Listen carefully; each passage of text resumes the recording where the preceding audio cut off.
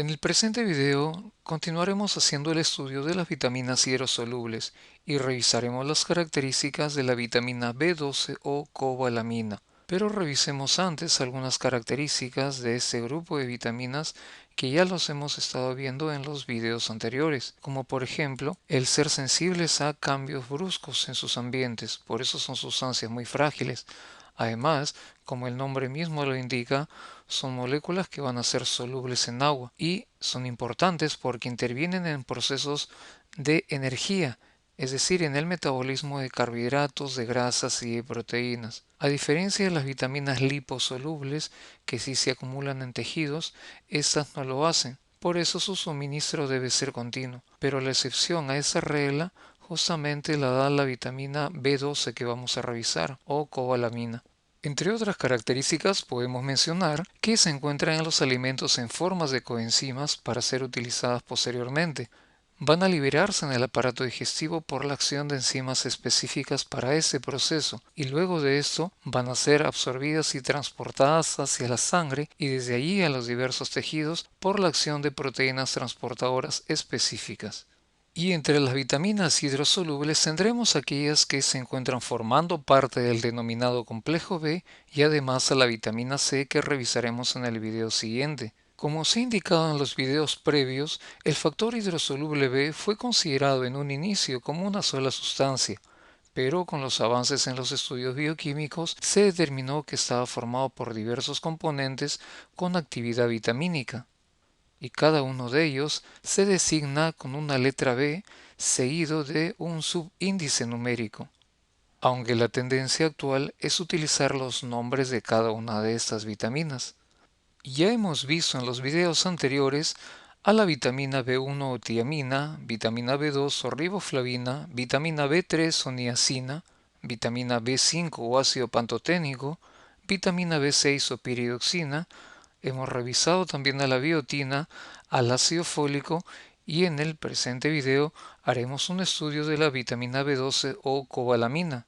También debemos de recordar, como hemos visto en los videos anteriores, que la vitamina B4 no existe como tal, ya que era considerada la adenina como esa vitamina, pero sabemos que la adenina es una base nitrogenada y como tal la estudiaremos en videos posteriores dentro de los ácidos nucleicos. Además, la biotina, por algunos autores, es considerada como vitamina B7 y por otros como vitamina B8, mientras que el ácido fólico es la vitamina B9 y lo revisamos en el video anterior. Con respecto a la vitamina B10, como vitamina B10 es considerado el ácido pteroil monoglutámico, pero como hemos visto, esta molécula es la forma farmacéutica del ácido fólico.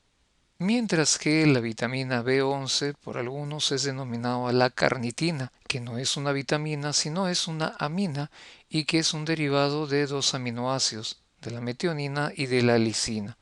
Por lo tanto, iniciemos el estudio de la última vitamina que forma parte del complejo B, la vitamina B12 o llamada cobalamina. Y la historia de la vitamina B12 o cobalamina podríamos indicar que se inicia alrededor del año 1822, cuando un médico escocés describe en un artículo científico un caso de anemia perniciosa y señala en su trabajo de investigación que ese tipo de anemia se debe a algún trastorno de los órganos digestivos o de asimilación. Unas décadas posteriores, en 1855, Addison haría nuevos aportes a esa enfermedad.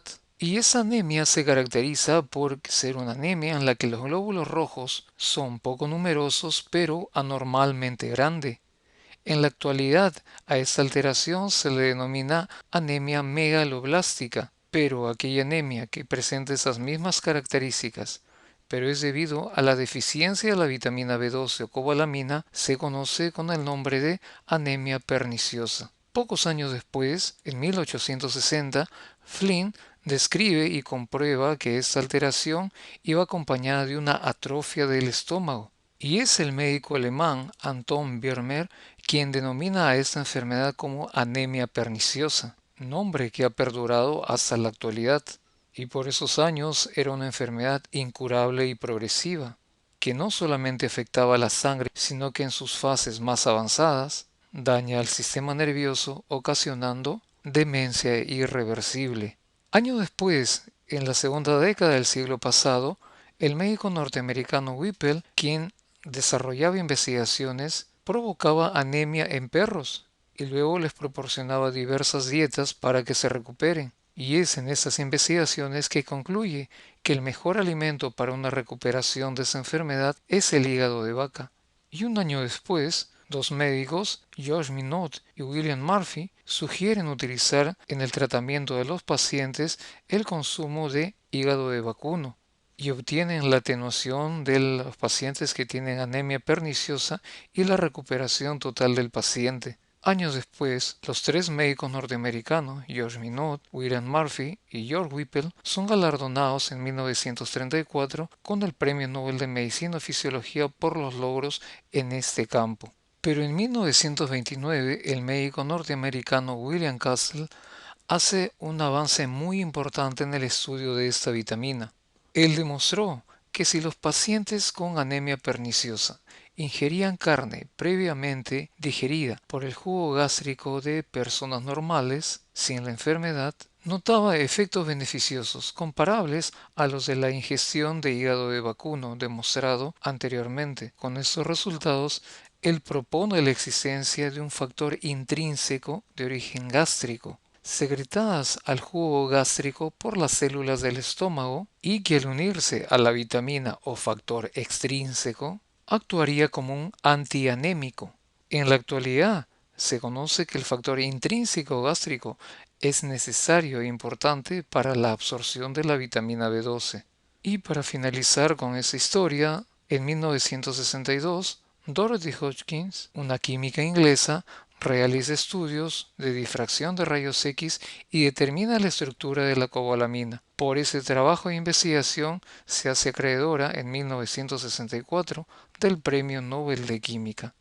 Y la vitamina B12 es una sustancia cristalina de color rojo y que tiene la estructura compleja y más grande de todas las vitaminas. Y es el único compuesto natural orgánico que contiene cobalto. Por esa razón, el término utilizado para referirse a aquellos compuestos que tienen actividad de la vitamina B12 es cobalamina. Y algo muy importante de resaltar es que ni los animales ni las plantas pueden sintetizar la vitamina B12. Solo ciertos microorganismos son capaces de hacerlo. Y las únicas fuentes que proporcionan a la vitamina B12 son de origen animal, como la carne y las vísceras de rumiantes, ya que estos animales poseen microorganismos a nivel intestinal que sintetizan la vitamina B12.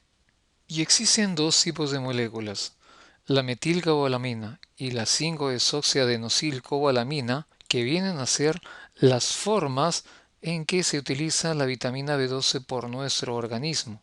Y la forma de la cobalamina que es utilizada en los suplementos es la cianocobalamina, que al ser ingerida va a convertirse rápidamente ya sea en metilcobalamina o en 5-desoxiadenosilcobalamina. Y en los mamíferos, la cobalamina es una coenzima solo para dos enzimas, la metionina sintasa y la L-metilmalonil coenzima A mutasa. La vitamina B12 proveniente de la dieta requiere de un mecanismo bastante complejo para su absorción. Debe unirse a una proteína segregada por el estómago y denominado factor intrínseco, el cual va a permitir su absorción en el intestino. Pero veamos cómo es el proceso. En primer lugar, la vitamina B12 se une a la proteína R en la saliva. Esto le va a permitir llegar hasta el estómago sin sufrir ningún daño. En el duodeno, la vitamina B12 y la proteína R se separan. Y otra proteína, el factor intrínseco, producida por las células parietales de la mucosa gástrica, se une a la vitamina B12. Esta unión vitamina B12 factor intrínseco va a facilitar la unión de la vitamina a receptores que se encuentran en el ilion. Posteriormente, la vitamina B12 pasa a la sangre y se une a una proteína transportadora denominada transcobalamina. Y esa proteína va a transportar a la vitamina B12 hasta el hígado, donde va a poder ser almacenada hasta 7 años en forma de adenosilcobalamina.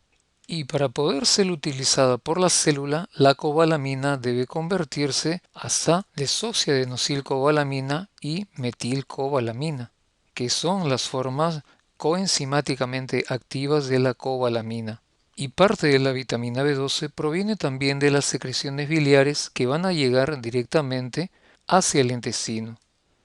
La vitamina B12 es esencial en numerosas reacciones bioquímicas que ocurren en la naturaleza, de las cuales dos de ellas se llevan a cabo en el ser humano. Y estas funciones están en relación con el papel coenzimático de la vitamina B12 y actúa como coenzima para la enzima metionina sintasa y para la L-metilmalonil-coenzima A mutasa. La metilcobalamina, que es una de las formas coenzimáticamente activas de la vitamina B12, es necesaria para el funcionamiento de la enzima metionina sintasa, que como vimos además en el video anterior, es también dependiente del folato. Y la enzima metionina sintasa es necesaria para la síntesis del aminoácido metionina a partir de la homocisteína. Y esta metionina es necesaria para la síntesis o fabricación de un dador de grupos metilo, los cuales, los grupos metilo, van a ser utilizados en la metilación tanto del ADN como del ARN. Y ese proceso de metilación del ADN podría ser importante en la prevención del cáncer. Y por otro lado, se ha visto que un mal funcionamiento de la metionina sintasa puede llevar a la acumulación de la homocisteína, que ha sido asociada con un aumento del riesgo de las enfermedades cardiovasculares. Por otro lado, la 5-desoxiadenosilcobalamina, que es la otra forma coenzimáticamente activa de la vitamina B12, actúa sobre la enzima L-metilmalonil-coenzima A mutasa.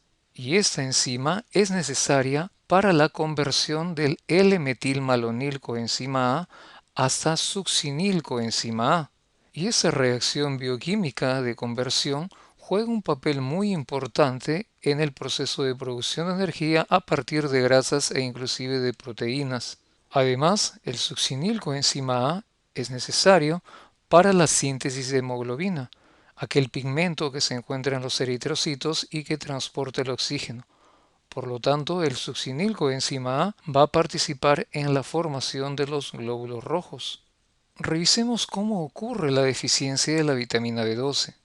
La absorción de la vitamina B12 a partir de los alimentos va a necesitar el buen funcionamiento de diversos órganos, como son el estómago, el páncreas y el intestino delgado. Y las funciones que estos tres realizan tienen relación con la absorción directa de la vitamina B12. Como así, el ácido y las enzimas estomacales van a liberar a la vitamina B12 de los alimentos, permitiendo que se pueda unir a otra proteína denominada proteína R. Y como hemos visto en el esquema anterior, la vitamina B12 unida a la proteína R va a llegar hasta el duodeno, donde esa proteína R va a ser degradada por enzimas producidas por el páncreas. Y así la vitamina B12 se libera para poder unirse al factor intrínseco producido por las células parietales del estómago. Y finalmente en el ilio van a existir receptores de superficie que van a captar al complejo formado por la vitamina B12 y el factor intrínseco. Y esto va a ocurrir en presencia de iones calcio que es liberado por el páncreas.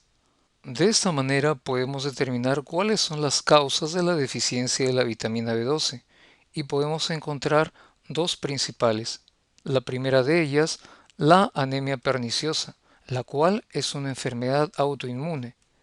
Recordemos que las enfermedades autoinmunes van a consistir en que nuestros propios anticuerpos destruyen nuestros tejidos reconociéndolos como extraños. Y la anemia perniciosa va a consistir justamente en la destrucción de las células del estómago por anticuerpos propios. Esto va a ocasionar la disminución de la secreción del ácido y de las enzimas necesarias que permiten la liberación de la vitamina B12 desde los alimentos. Generalmente el tratamiento de la anemia perniciosa requiere la inyección de vitamina B12 para de esa manera evitar la absorción intestinal. Y la segunda causa importante de la deficiencia de la vitamina B12 es ocasionada por la mala absorción de la vitamina B12 ligada a los alimentos. Esto ocurre por una inflamación crónica de la mucosa del estómago. y esa inflamación ocasiona la atrofia de las glándulas del estómago y por lo tanto una menor producción del ácido estomacal. Y este ácido es necesario para la liberación de la vitamina B12 que viene en los alimentos. Y como consecuencia, la absorción de la vitamina B12 va a disminuir. ¿Y cuáles van a ser los síntomas de esta deficiencia de la vitamina B12? La primera de ellas va a ser la anemia megaloblástica, que se caracteriza por la producción de eritrocitos más grandes e inmaduros y con poca hemoglobina, y es el síntoma por el cual se le denominó anemia perniciosa. Además, pueden presentarse síntomas neurológicos, que se caracterizan por el entumecimiento y cosquilleo en los brazos y en las piernas, también dificultad para caminar, pérdida de memoria, desorientación y en los casos más graves, demencia. Finalmente, las fuentes principales de vitamina B12 o cobalamina son de origen animal y como hemos indicado, las encontramos en el hígado, en vísceras como los riñones, en carnes rojas, en huevos, en mariscos y en productos lácteos. De esta forma hemos terminado de revisar a todas las vitaminas que forman parte del complejo B, que conforman parte de las vitaminas hidrosolubles. Y en el siguiente video culminaremos el estudio de las vitaminas hidrosolubles revisando a la vitamina C.